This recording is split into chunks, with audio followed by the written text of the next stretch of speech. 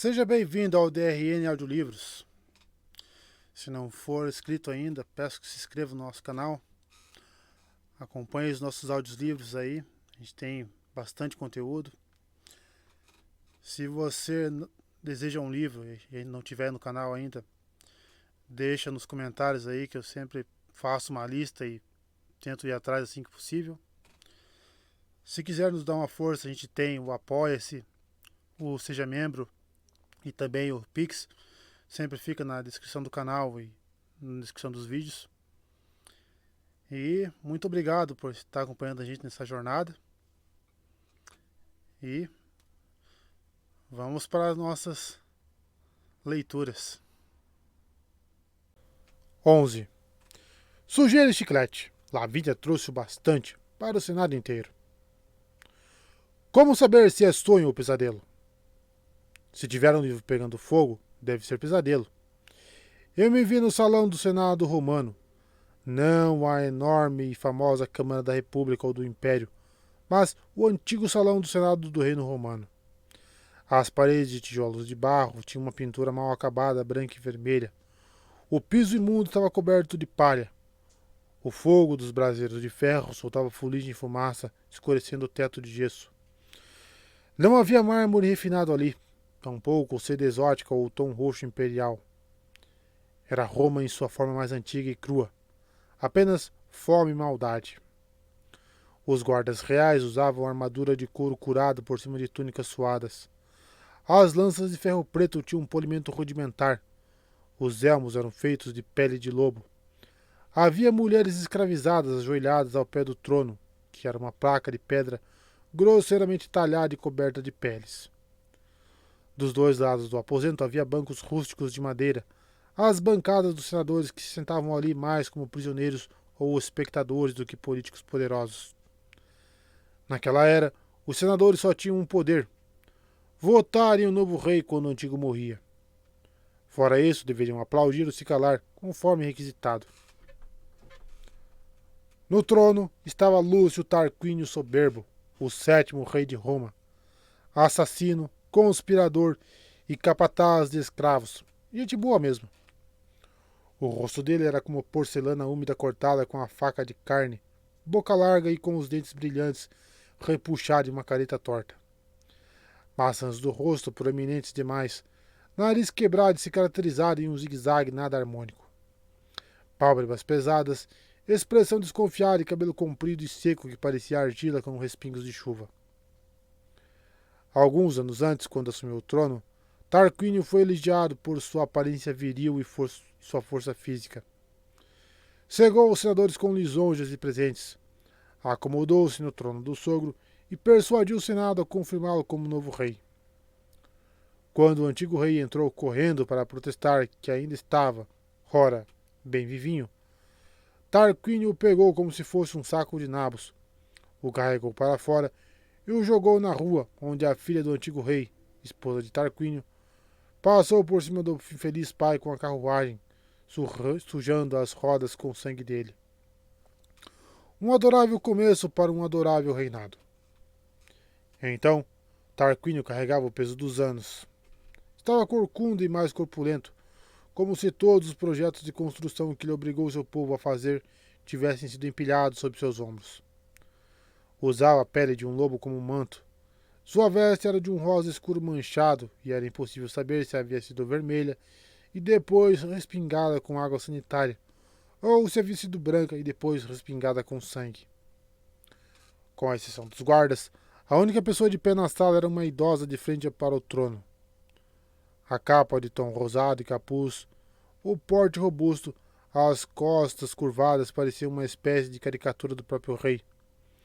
A versão Saturday Night Live de Tarquínio. Ela carregava uma pilha de 6 livros com capas de couro, cada um do tamanho de uma camisa dobrada e tão moles quanto. O rei olhou com desprezo para ela. Você voltou. Por quê? Para oferecer o mesmo acordo de antes. A voz da mulher era rouca, como se ela estivesse passado algum tempo gritando. Quando tirou o capuz, o cabelo grisalho grosso e o rosto abatido que foram revelados lhe deixavam ainda mais com a cara de irmã gêmea de Tarquínio. Mas não. Era a Sibila de Cunhas. Ao vê-la de novo, meu coração se apertou. Ela já tinha sido uma jovem adorável, inteligente, determinada, apaixonada por seu trabalho profético. Queria mudar o mundo. Mas as coisas entre nós azedaram, e quem acabou mudando foi ela, por minha causa. A aparência era só o começo da maldição que joguei nela. Ficaria muito, muito pior com o passar dos séculos. Como fui ter essa ideia? Como pude ser tão cruel? A culpa pelo que fiz ardeu mais do que qualquer arranhão de gol. Tarquínio se mexeu no trono. Tentou dar uma risada, mas o som que saiu parecia mais como um berro assustado. Você deve ser louca, mulher. Seu preço original teria falido meu governo. E isso foi quando você tinha 9 livros. Queimou 3 e agora volta me oferecendo apenas 6 pelo mesmo preço exorbitante? A mulher mostrou os livros, uma das mãos erguidas como se estivesse se preparando para fazer um juramento. Conhecimento é caro, rei de Roma. Quanto menos há, mais vale. Fique satisfeito por eu não cobrar o dobro. Ah, entendi. Eu deveria ficar agradecido, então. O rei olhou para a plateia cativa de senadores buscando apoio. Essa era a deixa para que rissem e debochassem da mulher. Ninguém fez isso. Eles pareciam ter mais medo da Sibila do que do rei. Não espero gratidão de gente como você, disparou Sibila. Mas você deveria agir pelo próprio bem e pelo bem do reino. Ofereça o conhecimento do futuro. Como escapar de desastres, convocar a ajuda dos deuses, fazer de Roma um grande império. Todo esse conhecimento está aqui. Pelo menos, ainda restam 6 volumes. Ridículo! Exclamou o rei. Eu deveria mandar executá-la por desrespeito. Se ao menos isso fosse possível. A voz da Sibila soou amarga e calma, como uma manhã no Ártico. Você recusa minha proposta, então? Sou o alto sacerdote além de rei, gritou Tarquínio. Só eu decido como agradar os deuses. Não preciso. Sibila pegou os 3 livros de cima da pilha e os jogou casualmente no braseiro mais próximo. Os livros foram consumidos pelo fogo no mesmo instante, como se tivessem sido escritos com querosene em folhas de papel de arroz. Com um único rugido alto, sumiram. Os guardas apertaram as lanças. Os senadores murmuraram e se mexeram nos bancos. Talvez sentissem que eu estava sentindo. Um suspiro cósmico de angústia, o exalar do destino com tantos volumes de conhecimento proféticos sumindo do mundo, lançando uma sombra no futuro, jogando gerações na escuridão. Como a Sibila pôde fazer aquilo? Por quê? Talvez fosse seu modo de se vingar de mim. Eu a criticara por escrever tantos volumes, por não me deixar supervisionar seu trabalho. Mas quando ela escreveu os livros sibilinos, eu estava com raiva por outros motivos. Minha maldição já tinha sido proferida. Nosso relacionamento não tinha mais jeito. Ao queimar os próprios livros, ela cuspia nas minhas críticas, no dom profético que eu tinha lhe oferecido e no preço extremamente alto que ela pagou para ser minha Sibila. Ou talvez sua motivação fosse algo além de amargura. Talvez tivesse motivo para desafiar Tarquínio daquele jeito e executar uma pena tão alta pela teimosia dele. Última chance, disse ela para o rei. Ofereço 3 livros de profecia pelo mesmo preço de antes. Pelo mesmo! O rei engasgou com raiva. Vi quanto ele queria recusar. Queria gritar obscenidades para Sibila e mandar que os guardas a empalassem ali mesmo. Mas os senadores agitados não paravam de sussurrar. Os guardas estavam pálidos de medo. As mulheres escravizadas se esforçavam ao máximo para se esconder atrás da bancada do trono. Os romanos eram um povo supersticioso. Tarquínio sabia disso. Como alto sacerdote, ele era responsável por argumentar com os deuses para proteger seus súditos. Em nenhuma circunstância deveria deixar os deuses com raiva. Aquela idosa estava lhe oferecendo conhecimento profético que ajudaria o reino. As pessoas da sala do trono sentiam o poder dela, a proximidade do divino. Se Tarquínio permitisse que ela queimasse os últimos livros, Se recusasse a proposta dela, talvez não fosse a Sibila que os guardas empalariam. E então? Perguntou a Sibila, segurando os 3 volumes que restavam junto às chamas. Tarquínio engoliu a raiva. Entre os dentes, espremeu as palavras. Eu aceito sua proposta.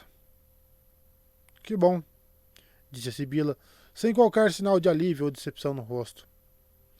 Que o pagamento seja levado para o pomério. Quando eu receber, você terá os livros. A Sibila desapareceu em um brilho de luz azul. Meu sonho se dissolveu com ela.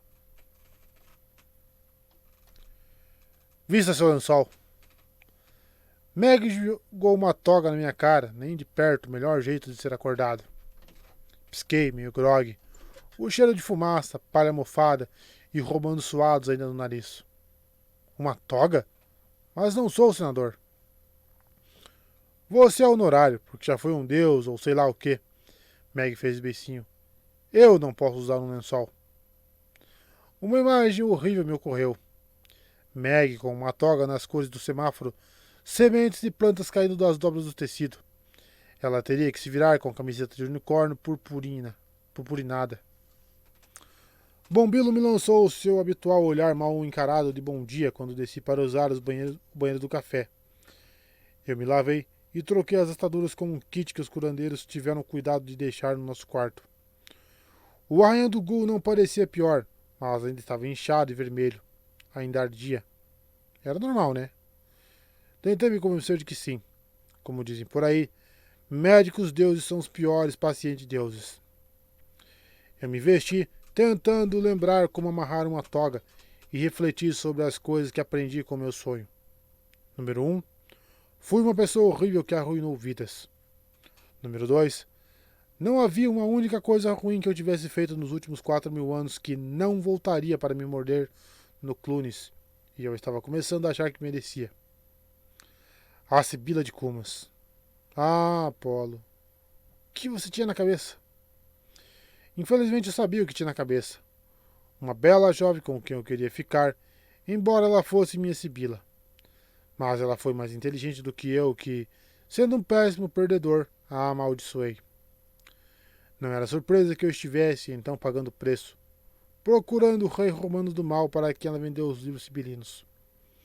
Se Tarquínio ainda estava se agarrando a uma terrível existência pós-morte, a Sibila de Cumas também poderia estar viva?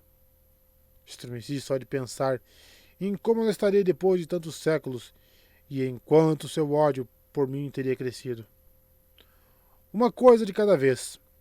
Eu tinha que contar ao Senado meu plano maravilhoso para endireitar as coisas e salvar todos nós. Eu tinha um plano maravilhoso? O mais chocante era que talvez sim.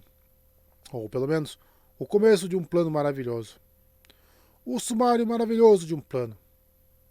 Quando estávamos saindo, Meg e eu pegamos lattes com erva lamuriana e 2 muffins de mirtilo, porque claramente Meg precisava de mais açúcar e cafeína. E nós nos juntamos à procissão desfalcada de semideuses indo para a cidade. Quando chegamos ao Senado, todos estavam tomando seus lugares. Nos 2 lados da tribuna, os pretores Reina e Frank usavam seus melhores trajes dourados e roxos. A primeira fila de bancos estava ocupada pelos 10 senadores do acampamento, cada um usando uma toga branca com bordados roxos, junto com os veteranos mais antigos, as pessoas com dificuldades de acesso, ela e Tyson. Ela estava agitada, se esforçando para não encostar no senador da esquerda. Tyson sorriu para o lar à sua direita, balançando os dedos dentro da caixa torácica vaporosa do fantasma. Atrás deles, o semicírculo de arquibancada estava lotado de legionários, lares, veteranos e aposentados e outros cidadãos de Nova Roma. Eu não vi um salão cheio assim desde a segunda turnê americana de Charles Dickens, em 1867. Grande show! Ainda tenho uma camiseta autografada numa moldura no meu quarto no Palácio do Sol. Pensei que deveria me sentar na frente, por ser portador honorário da roupa de cama, mas não havia espaço. Então, vi Lavínia. Valeu, cabelo rosa. Acenando para nós na fila de trás. Ela deu batidinhas no banco ao seu lado indicando que tinha guardado nossos lugares. Que gesto atencioso. Ou talvez ela quisesse alguma coisa. Quando Meg e eu nos sentamos cada um de um lado dela, Lavínia cumprimentou Meg com o soquinho super secreto da Irmandade dos Unicórnios. Se virou e me cutucou com o cotovelo magro. Então você é mesmo Apolo? Deve conhecer a minha mãe. Eu... O quê? As sobrancelhas dela ainda estavam mais desconcertantes. As raízes escuras tinham começado a crescer embaixo da tinta rosa, fazendo com que o resto parecesse pairar meio descentralizado, como se os fios cor-de-rosa fossem flutuar para longe do rosto dela. Minha mãe, repetiu, estourando uma bola de chiclete. Terpsícore. A musa da dança? Está me perguntando se ela é sua mãe ou se eu a conheço? Claro que ela é minha mãe. Claro que a conheço. Que bom. Lavínia batucou nos joelhos como se para provar que tinha ritmo de dança. Que tinha ritmo de dançarina, apesar de tão estabanada. Quero saber os podres dela. Podres? Eu não a conheço. Ah, ao longo dos séculos tive muitas conversas com semideuses que queriam saber mais sobre seus pais e deuses ausentes. Essas conversas raramente iam bem. Tentei conjurar uma imagem de Terpsícore, mas minhas lembranças do Olimpo ficavam cada vez mais confusas. Eu me lembrava vagamente da musa brincando em um dos parques do Monte Olimpo, jogando pétalas de rosas no caminho, enquanto rodopiava e fazia piruetas. Para falar a verdade, Terpsícore nunca foi minha favorita das 9 musas. Ela tirava os holofotes de mim, a quem pertenciam por direito. Ela tinha a mesma cor de cabelo que você, arrisquei dizer. Rosa? Não, eu me referia ao castanho. Muito inquieta, acho que nem você. Só ficava feliz quando em movimento, mas... Minha voz morreu. O que eu poderia dizer que não fosse soar cruel? Terpsícore era graciosa, tinha postura e não parecia uma girafa desengonçada? Lavínia tinha certeza de que não havia qualquer engano sobre sua maternidade? Porque não conseguia acreditar que elas tinham parentesco. Mas o quê? Insistiu ela. Nada, está difícil lembrar. Na tribuna, a reina pedia silêncio. Pessoal, por favor, ocupem seus lugares. Temos que começar. Dakota, você pode chegar um pouco para o lado para abrir espaço? Obrigada. Lavínia me olhou com ceticismo. É o podre mais sem graça do mundo. Se não pode falar da minha mãe, ao menos me conte o que está rolando entre você e a senhorita pretora ali. Eu me encolhi. O banco, de repente, pareceu bem mais duro embaixo do meu clunes. Não tem nada para contar. Ah, por favor. Esses seus olhares furtivos para a reina desde que chegou aqui? Eu reparei. Meg também reparou. Eu reparei, confirmou Meg. Até Frank Zang reparou. Lavínia levantou a palma das mãos como se tivesse acabado de oferecer a maior prova de obviedade do mundo. Reina começou a falar com a plateia. Senadores, convidados, convocamos esta reunião de emergência para discutir... Sinceramente, sussurrei para Lavínia, é constrangedor, você não entenderia. Ela tentou segurar o riso. Constrangedor é contar para o rabino que Daniela Bernstein vai ser sua acompanhante na sua festa de Bar Mitzvah. Ou contar para o seu pai que o único tipo de dança que você quer fazer é sapateado, encerrando assim a tradição da família Zimov. Eu sei bem o que é constrangedor. Reina continuou. Diante do sacrifício final de Jason Grace e da nossa recente batalha contra os mortos-vivos, temos que encarar com muita seriedade a ameaça. Espere, sussurrei para Lavínia, assimilando as palavras dela. Seu pai é Sergei Asimov? O dançarino? O... Parei antes de dizer o astro do balé russo lindo de morrer? Mas, a julgar pelo revirar dos olhos de Lavínia, ela sabia o que estava pensando. Disse ela. Pare de tentar mudar de assunto. Você vai contar... Lavínia Asimov, chamou Reina da tribuna. Quer dizer alguma coisa?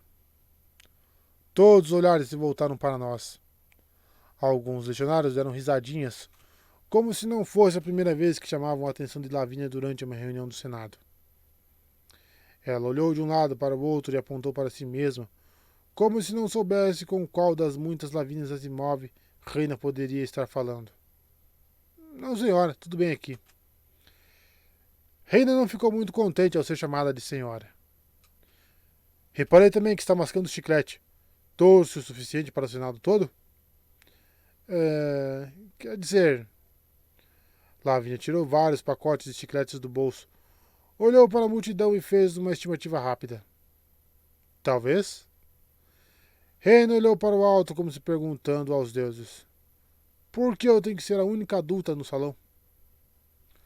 Vou supor, disse a pretora, que você só estava tentando chamar a atenção para o convidado sentado ao seu lado, que tem informações importantes a compartilhar.